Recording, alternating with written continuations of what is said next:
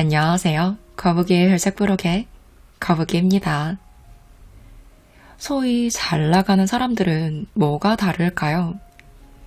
반드시 잘 되는 사람이 되기 위해서 내가 하는 일들이 잘 되려면 어떤 자질을 갖춰야 할까요? 오늘은 이에 대해 김승우 회장님의 사장학 개론과 함께 다뤄보려고 합니다. 오늘 한계할 저자이자 1조 원 매출을 이룬 스노우복스그룹의 김승우 회장님은 사업을 정말 여러 번 실패했지만 결국엔 엄청난 성공을 이루신 분이에요. 이분이 평생 사장으로 살아오시면서 겪은 경험을 통해 반드시 내 삶의 주인이 되어 성공하는 사람이 되기 위해선 어떻게 해야 하는지 그의 경영 철학을 사장학 개론에 담았다고 합니다. 저는 이 책을 읽으면서 이런 마음의 그릇을 가져야 성공하는 사람이 되는구나를 알 수 있었습니다. 그럼 잘 되는 사람에 대해 지금부터 이야기해 볼게요. 내 경쟁자 100% 이기는 법이 있습니다. 열심히 한다고 시험에서 합격하거나 학교에서 우등생이 되는 것은 아닙니다. 아무리 열심히 해도 머리가 좋은 사람을 따라갈 수가 없죠. 하지만 사회에서 남들보다 앞서고 성공하기 위해서라면 매우 간단한 방법이 있습니다. 이 방법은 한 번도 틀린 적이 없죠. 이 방법은 1등이 된다는 보장은 없지만 분명히 우등생이 될 수 있도록 만듭니다. 그것은 바로 끝까지 하는 것입니다. 그거 아시나요? 우리가 만나는 경쟁자 중에 거의 90% 이상은 포기한다는 것을요. 체육관에 등록하고 거의 대부분은 오지 않습니다. 그렇게 오는 사람 대부분은 운동이 아니라 운동을 했다는 위안을 받기 위해 옵니다. 그러니까 정말 운동을 하겠다고 덤비고 포기만 하지 않아도 100명 중 몇 명 안에 들어갈 정도로 우수한 체육인이 될 수 있습니다. SNS 마케팅을 배우거나 부동산에 대해 공부해도 끝까지 파고들면 아무리 둔한 사람도 상위 10% 안에 들 수 있습니다. 시장은 어차피 상위 10%가 거의 모두 장악하고 있습니다. 그러니 10% 안에만 들어도 대성공인 것이죠. 책을 하나 쓰고 싶다면 포기하지 않고 계속 쓰면 됩니다. 200자 원고지 1000매를 쓰는데 하루에 3장만 꾸준히 쓰면 1년이면 원고가 완성됩니다. 신진작가로 데뷔하려는 사람들은 글이 나빠서 책이 나오지 않는 것이 아니라 중간에 원고 쓰기를 포기해서 책이 나오지 않는 것입니다. 만약 내가 포기하지 않고 꾸준히 하는 버릇이 있다면 이미 나는 상위 10% 안에 드는 사람입니다. 무엇을 해도 상위 10% 안엔 반드시 들어갑니다. 운이 좋거나 실력이 좀 더 있다면 상위 1%도 될 수 있죠. 그러니 하려는 그 일을 당장 오늘부터 해야 합니다. C.S. 루이스가 쓴 스크루 테이프의 편지에 보면 삼촌 마귀가 신참 조카 마귀에게 사람을 속이는 11가지 방법 중 하나를 이렇게 가르치는 장면이 나옵니다. 인간에게 계획을 하게 해라. 정말 좋은 계획을 하게 도와줘라. 그리고 내일부터 하라고 해라. 인간에게 내일은 없다. 라고 말하면서요. 네, 그렇습니다. 내일부터 하는 사람에게 내일은 없습니다. 내일은 항상 오늘이 되어 있기 때문입니다. 그러니 오늘 시작하고 끝까지 하는 것이야말로 저절로 1등이 되는 방법입니다.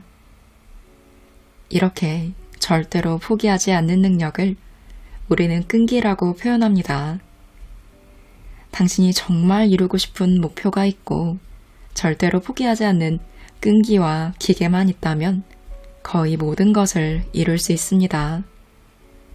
100%라고 말하지 않는 것은 어쩔 수 없는 일도 여전히 생겨나기 때문입니다. 당신 상상 안의 것을 현실로 만드는 두 가지 힘.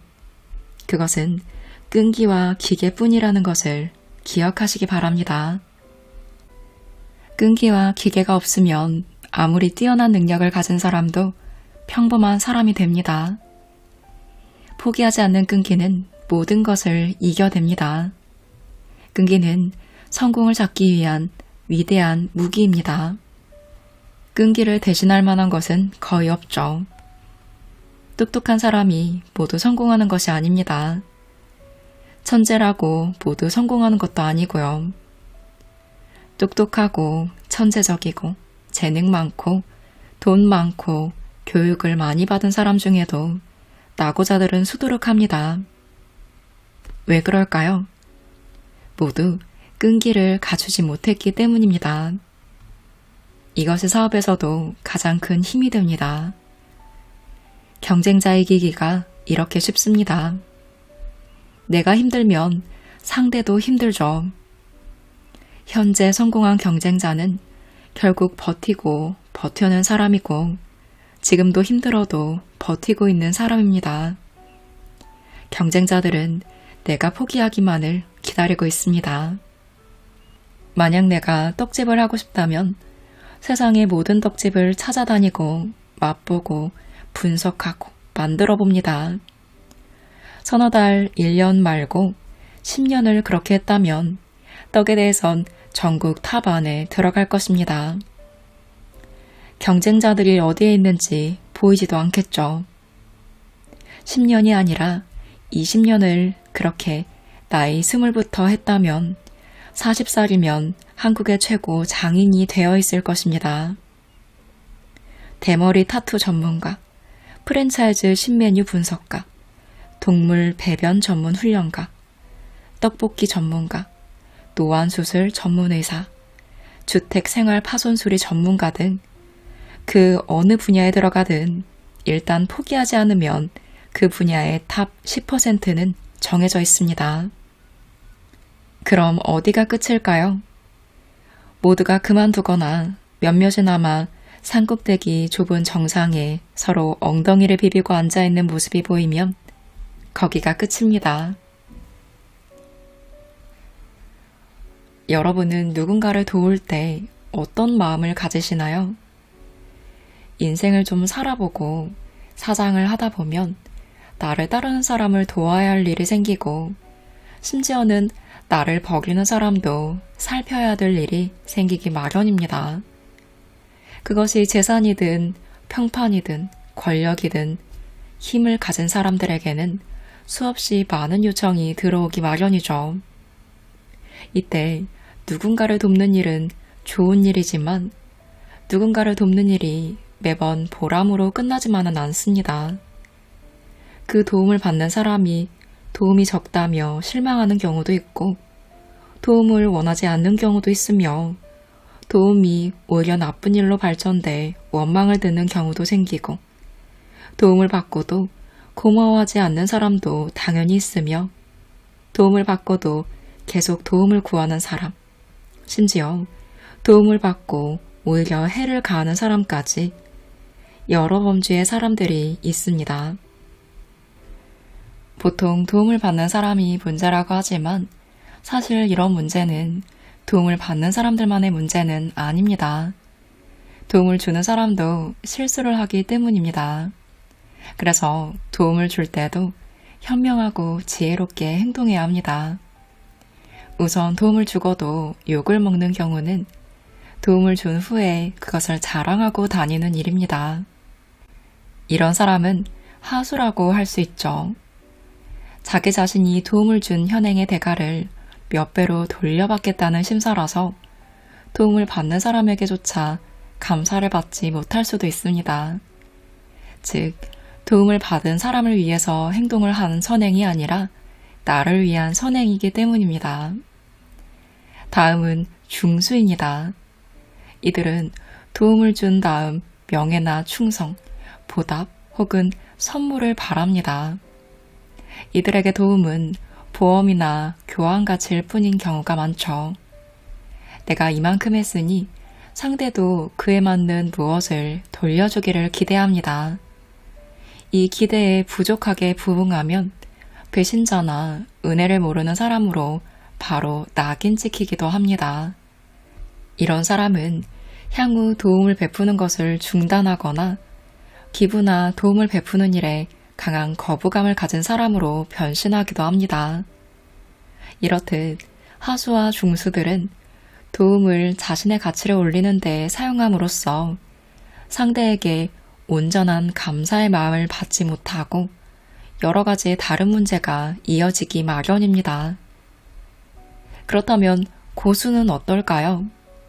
당연히 뭔가 다르겠죠. 진정한 도움은 그것을 베풀고 난 후에 아무것도 바라지 않거나 혹은 도움을 받은 사람이 내가 아닌 다른 사람에게 같은 도움을 베풀기를 바랍니다. 그러나 초고수는 이 도움을 준 사실 자체를 잊어버립니다. 여기서 잊는다는 표현이 아주 중요한데요. 실제로 자기가 도움을 주었는지 잊어버려야 선행에서 오는 모든 실망감이 발현하지 않습니다. 베푼 기억이 없으니 받을 것도 없는 것이죠. 이것이 바로 진정한 어른의 모습이라고 할 수 있습니다. 여러분은 어디에 속하시나요? 사실 다른 사람을 현명하게 돕는다는 것도 쉬운 일이 아닙니다. 다른 사람을 효과적으로 돕기 전에 그들이 직면하고 있는 근본적인 문제나 요구사항을 이해하는 것이 중요합니다. 다른 사람을 도울 때 그 행동에 대한 장기적인 결과에 대해 생각하는 것이죠. 예를 들어 누군가에게 일회성 금전적인 선물을 주면 즉각적인 안도감을 줄 수 있습니다. 하지만 금전적 어려움을 야기하는 근본적인 문제를 해결하지는 못하겠죠. 반면에 누군가에게 교육이나 훈련을 제공하면 장기적인 전망을 개선하는 데 도움이 될 수 있습니다. 생계에 절박한 문제가 아니라면 금전을 제공하는 것이 사태를 더 악화시킬 수도 있으니까요. 도움을 제공할 때조차도 상대에 대한 존중을 결코 잊어서는 안 됩니다. 특히 거만하거나 우쭐한 행위, 잘난 체하는 행동을 절대로 해서는 안 되겠죠. 생생을 내서도 당연히 안 됩니다.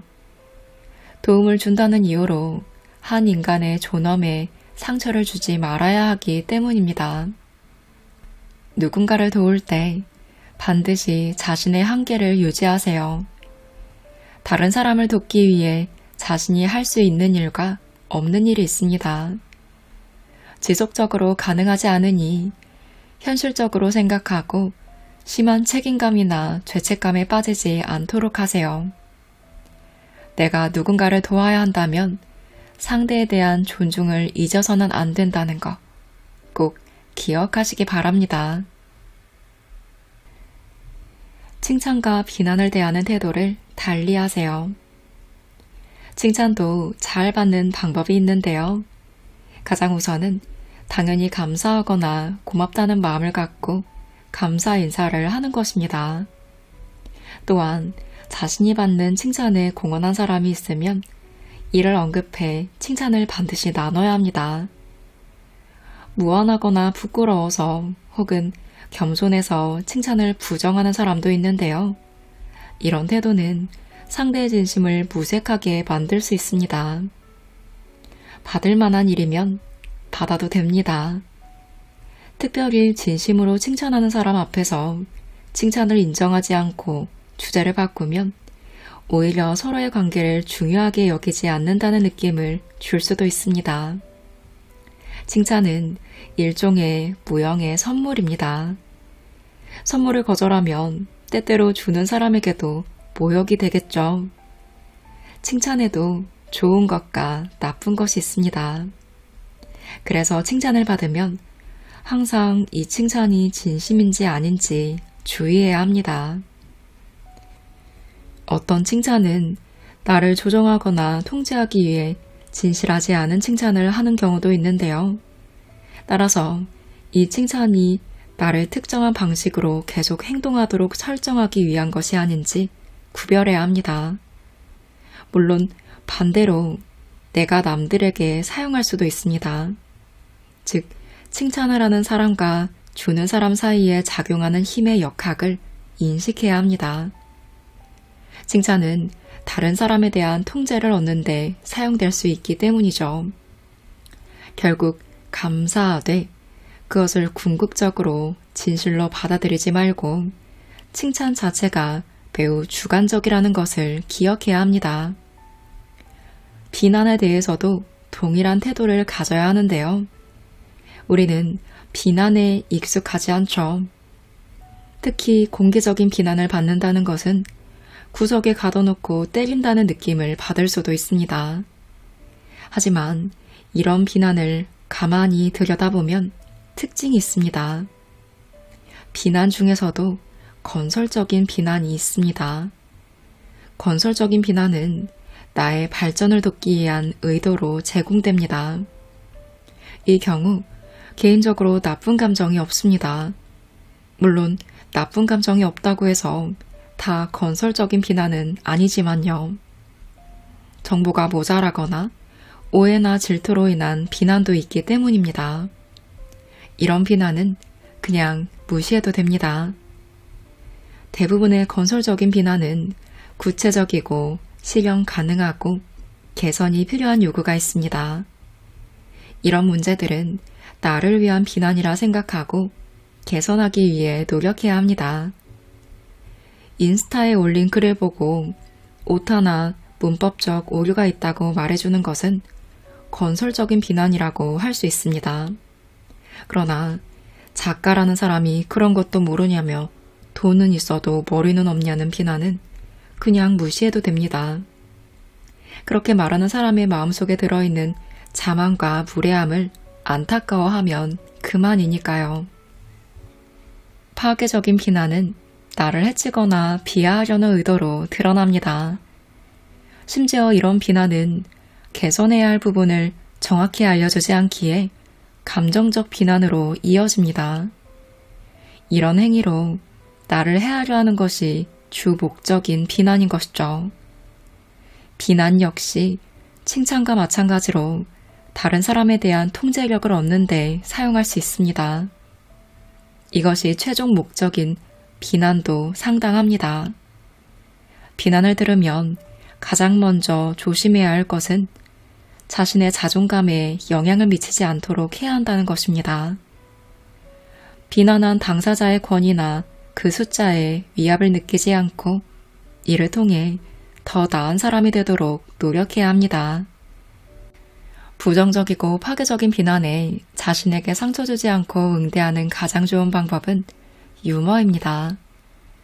비난의 내용은 무시하되 그 내용을 유머러스하게 응대하면 비난이 무색하게 되며 나는 너그러운 사람이 됩니다. 간디는 대단한 말재주로 상대의 비난을 무색하게 한 이야기가 전해지는데요.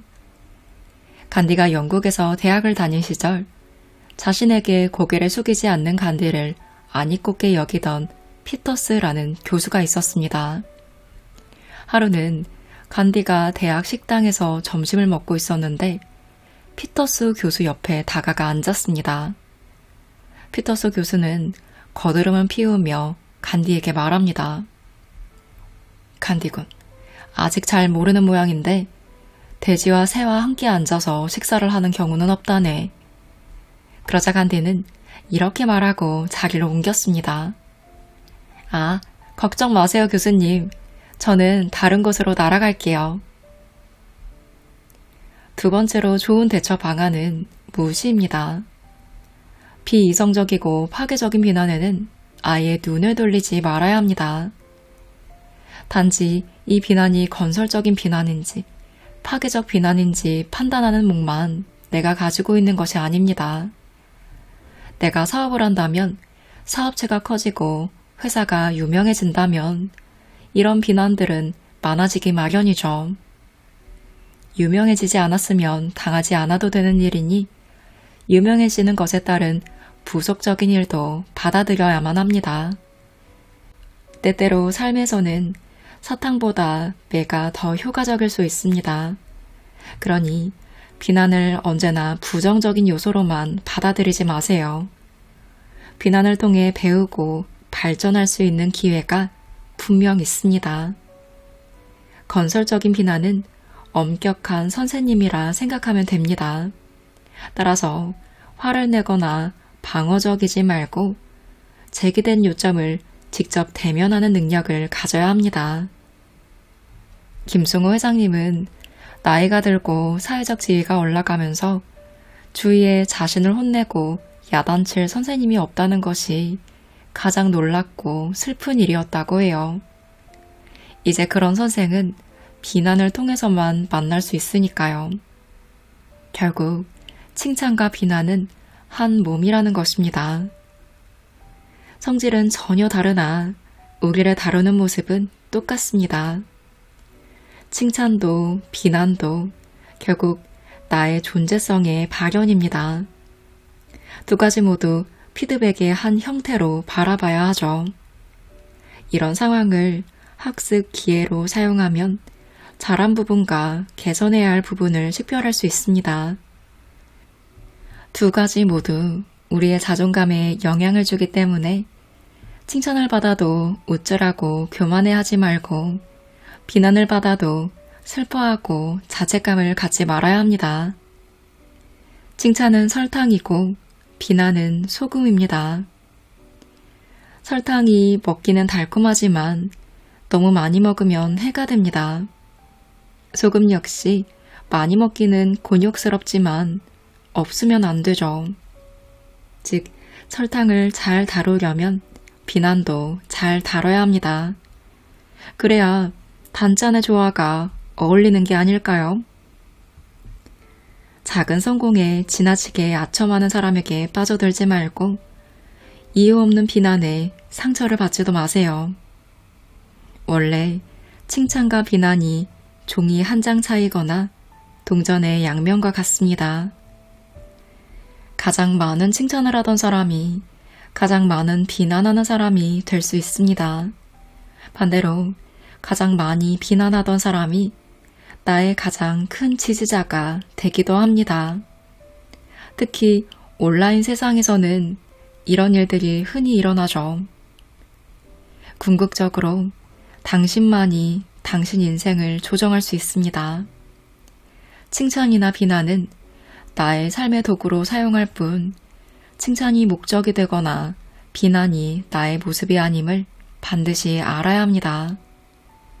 지나친 칭찬과 불필요한 비난을 막는 해결책은 다른 사람들이 나에 대해 어떻게 생각하는지 신경 쓰지 않고 스스로 나 자신이 되어가는 것입니다. 칭찬과 비난을 통해 실행 가능한 것을 취하고 나머지는 모두 무시하세요. 나의 차는 내가 운전합니다.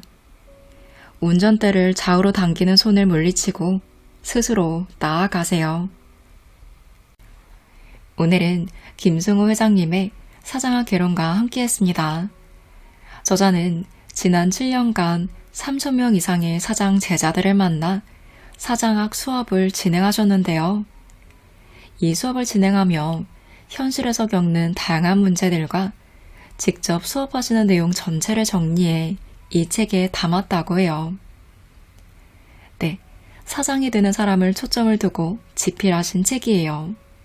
그래서 사업가의 자질뿐만 아니라 경영 철학, 삶의 철학에 대해서도 자세히 알 수 있는데요.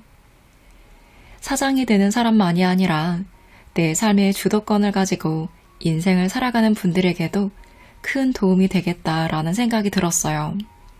그래서 오늘은 내 삶의 주도권을 가지고 인생을 살아가고 싶은 분들에게도 도움이 될 수 있는 내용들을 살짝 살펴보았습니다.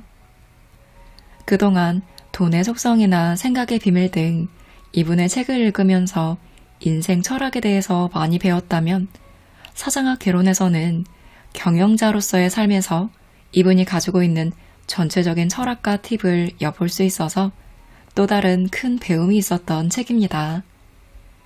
무언가를 경영하는 사장님, 사장님이 되고 싶은 분, 내 삶의 주인이 되어 이루는 삶을 살고 싶은 분들이 참고해보시면 좋을 것 같습니다.